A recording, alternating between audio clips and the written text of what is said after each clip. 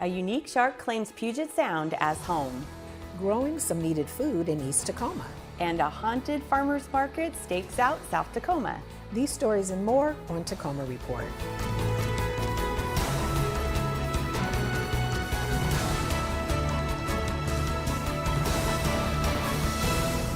Welcome to Tacoma Report. I'm Laura Proctor. And I'm Angie Foster.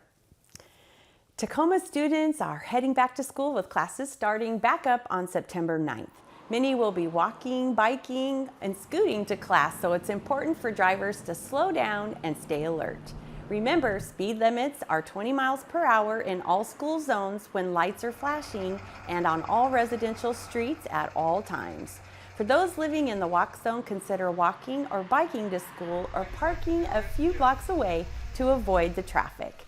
Tacoma Public Schools updated bell schedules this year, so please be extra cautious as families adjust. For more details on the new start times, visit tacomaschools.org.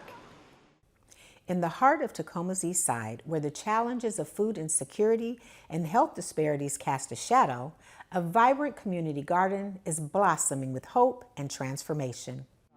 I'm happy when I see the yellow hair. Yeah. Yes, exactly. Yellow hair, Yep. And I'm so happy when I needed zucchinis too. Yeah. Yeah, we got a lot of zucchinis too right there. What was once a struggling lot is now a thriving green space, providing more than just fresh produce.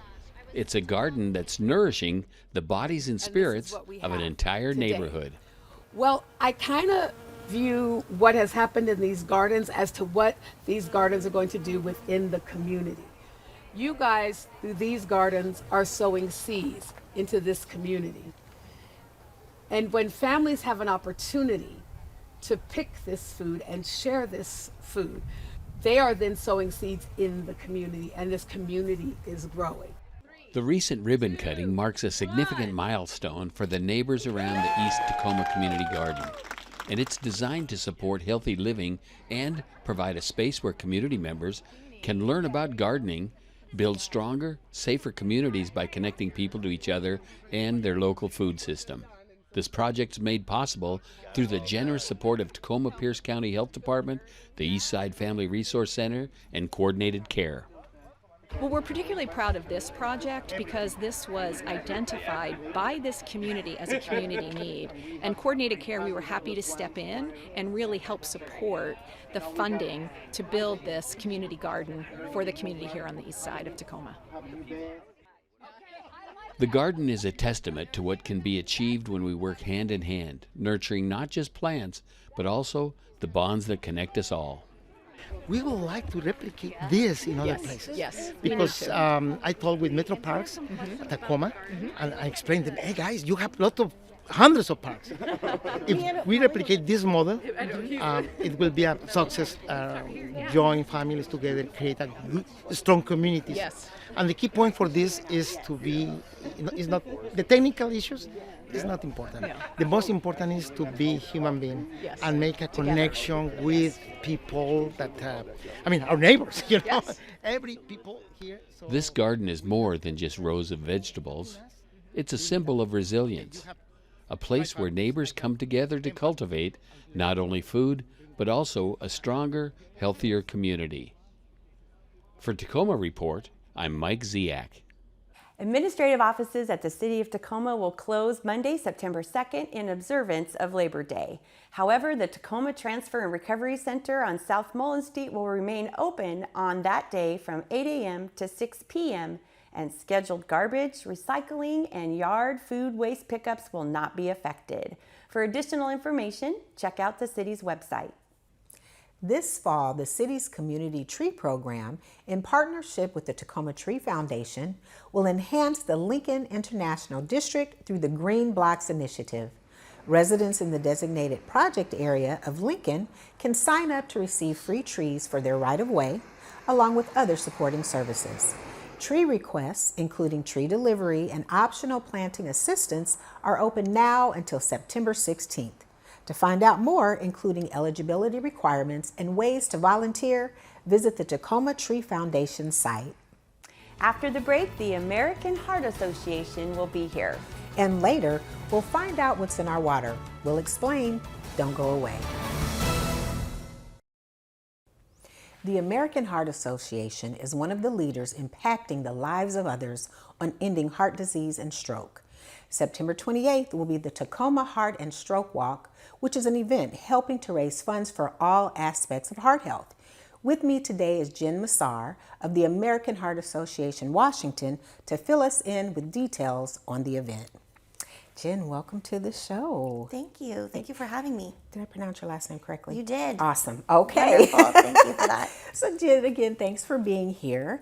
And can you let our viewers know why is heart health and stroke prevention so important? Absolutely. Heart health is so important because heart and stroke are the #1 killers of Americans. That's a lot of people. So almost everybody is impacted. The great news is that there's a lot of steps you can take to prevent heart disease and stroke from happening. And so we're really hoping to raise awareness about that. Wonderful. And can you tell us, what is the 2024 Puget Sound Heart and Stroke Walk all about?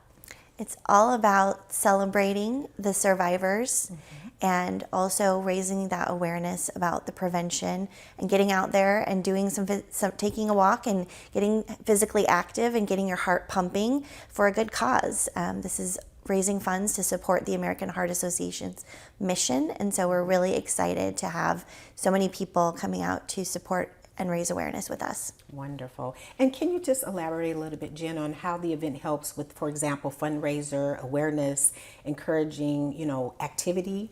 Could you? Absolutely. So really, teams of people, both in the community and with companies, they've been working for months to engage in the walk, and part of that is raising awareness within their own networks, their own teams, about heart disease and stroke and how physical activity can help, and then also raising funds for our mission. So we fund a lot of research to make sure that we're finding new ways to prevent heart disease and stroke.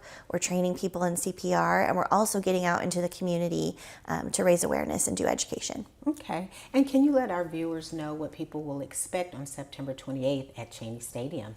Absolutely. It's a really fun day. There'll be a health and wellness expo and fair to begin with, and we'll have lots of booths, and there'll be, blood pressure, and we'll have a fun pet zone. We have some puppies last year. One of the ways that you can prevent heart disease and stroke is by, really taking care of your mental health as well. And so, really looking for ways for people to help de-stress and raise awareness about that. And there'll be some fun activities, kids area, games, and then we'll walk together. Well, there's a 5K route and a 1 mile route. So options for everybody. And we'll really, take that time to get our hearts pumping together. Sounds like a lot of fun, and I can only imagine the amount of work that goes into organizing such an amazing event. Yeah. Yeah. And who can get involved? Everybody can get involved. Okay. You can sign up, you can talk to your company. They might already have a team if you haven't heard about it. You can go online to our website, which is PugetSoundHeartWalk.org, and sign up as an individual or sign up as a team or become part of another team.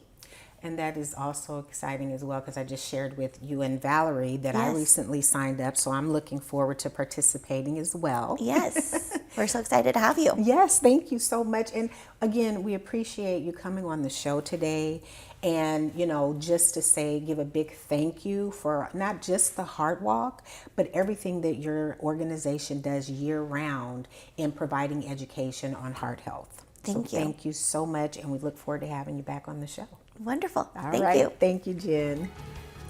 Coming up, just when you thought there were 6 gill sharks in the water, now there's 7. We'll explain. Don't go away.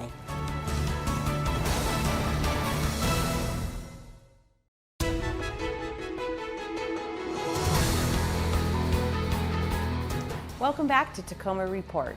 If you heard the news lately, a different kind of fish surfaced in Puget Sound waters. 7 gill sharks live along the Pacific coastal region, but they are not known to live in Puget Sound waters until recently. A team of agencies are hooking up and getting research done on why the 7 gill sharks call our area their new home.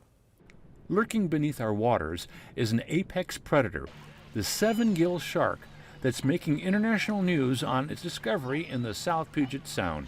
So we got together a whole bunch of collaborators from Oregon State University, the Department of Fish and Wildlife, and NOAA, and we went out and we decided to see if we could catch these animals. Well, on our first day we caught 2, a male and a female. So we realized that there's a population here that had been previously not research oriented and research detected. 7 gill sharks are about 10 feet long, weighing in at about 400 pounds. The Washington Department of Fish and Wildlife team are tracking the fish, learning about these newcomers. Well, 7 gills are not unique to Washington. We have populations in Willapa Bay, but what's unique about them is that they're in South Puget Sound.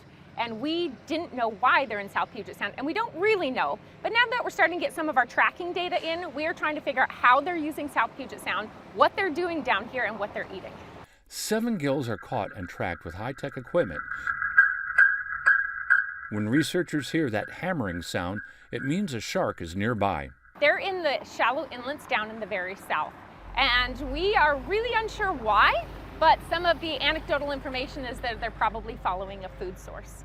Researchers are gathering more information and applying it to reasons why 7 gills are making a plunge into the Puget Sound. So we know seals are really abundant right now, and these sharks are going to maybe take down those populations a little bit of the weak and the sick and the overabundance of seals. And we know that these sharks also eat other sharks. So they'll eat our spiny dogfish, which are really abundant in Puget Sound, but they also may predate on the baby 6-gill sharks in our area. Another new find to these waters is the taupe shark, which may sound like we're becoming a Puget Sound shark haven. We recently also published a paper saying there's a range extension for taupe sharks. They're also known as soupfin. And this is the first instance of scientific research and verification that these species are in South Puget Sound. The 7 gill researchers need these findings to help better understand the health of the Puget Sound. We are still looking at the research, looking at where our tags are showing us where they're going. But it's important to know so that we can manage them, so that we can protect the species that need to be protected and make sure that humans are not damaging their populations if, in fact, climate change is shifting them into this area, and these are some vulnerable species. September means family fun nights are back. Here's the chance for a splashing good time at the pools in the East Side, North Point, and People's Community Centers Friday, September 13th from 5:30 to 7:30 p.m. Seasonal water-themed activities for all families. The cost is free for center pass holders or a $5 drop-in fee for non-members. Check out the Metro Parks Tacoma website for more information on these and other activities happening in Tacoma. It might be a bit early for a Halloween-like presence, but at South Tacoma Farmers Market, shopping has gotten spooky. The Haunted Farmers Market opened up earlier this spring. It features all sorts of vendors from scary and folklore to normal farmers fare and food trucks. So I should incorporate a farmers market meets like haunted themed. And I didn't realize how many spooky people are in Washington, but you wouldn't believe where they're coming from. They're coming from Canada, they're coming from California. I have people vending from Oregon, driving all the way up. And it's just been a huge success. It's been blowing up. We have like tens of thousands of followers now. You'll find the Haunted Farmers Market at South 54th Street and South Tacoma Way on Saturdays from 9 a.m. to 2 p.m. through November. The upcoming September's market dates are the 14th and 28th. Come if you dare. The Scott Pearson Trail, anchored in the heart of Tacoma, offers bicyclists and pedestrians more than 5 miles of urban accessibility. Tacoma reports Dave Gordon decided to take a hike along a portion of this urban trail that soars hundreds of feet in the air with sweeping views of Puget Sound. Running alongside Highway 16 from Tacoma to Gig Harbor is the Scott Pearson Trail. This urban trail features a critical point of interest unique to the region. It spans the link between Tacoma and Gig Harbor, and it's 187 feet above the Puget Sound. This part of the Scott Pearson Trail, the new Tacoma Narrows Bridge, is about a mile of the most stunning views you'll ever see here in Tacoma. To get there, park at War Memorial Park, just off 6th Avenue and Myers Street. Prepare yourself for a couple hours of moderate exercise. Just keep in mind it's 5,900 feet one way, and the return is another 5,900 feet. I've been wanting to walk this bridge for a long time, but I've never taken the time. So this is my first opportunity to do it from being out of state, and we decided let's do it. So I'm glad I got to bike across the bridge today and get some nice views. My dad has been asking for a long time. We've walked the Golden Gate Bridge together a couple times, and actually with family too. So we decided we're going to walk the bridge today. The bridge walk has no stops. Oh, and watch out for the occasional bicyclist. There are plenty of selfie photo opportunities too, so bring your camera. Thanks again. Just remember, you'll be sharing a major highway. One of the biggest challenges you'll have here on the Scott Pearson Trail is the road noise. There's a lot of road noise, but that's part of the adventure.